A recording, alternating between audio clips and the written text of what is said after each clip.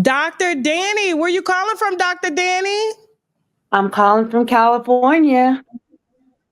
All right, shout out to California. Everybody going through it in California right now, child. Well, that's why I want to piggyback on the last person, because as a doctor, I have house note worth of student loans.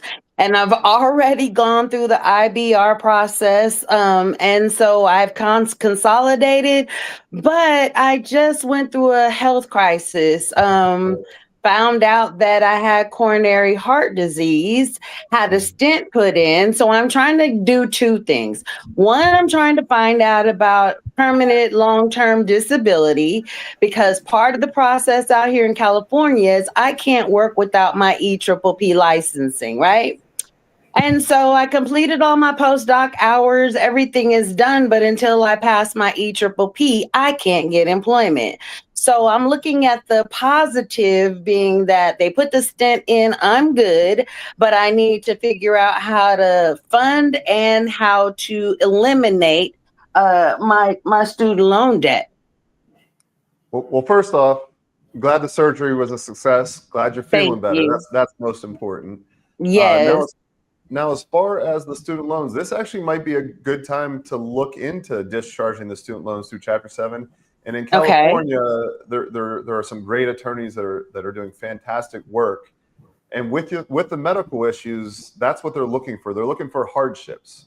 Yes. And obviously, this is a significant hardship to you. You're unable to work, so you're unable to pay your student loans. Correct. Now, another thing they're going to look into is whether this is just short-term or there's going to be long-term as well. So be prepared to have the information. And obviously, you're a doctor, so you'll be able to speak on this better than most about what the long-term hardships are going to be and why you're unable to pay these student loans back.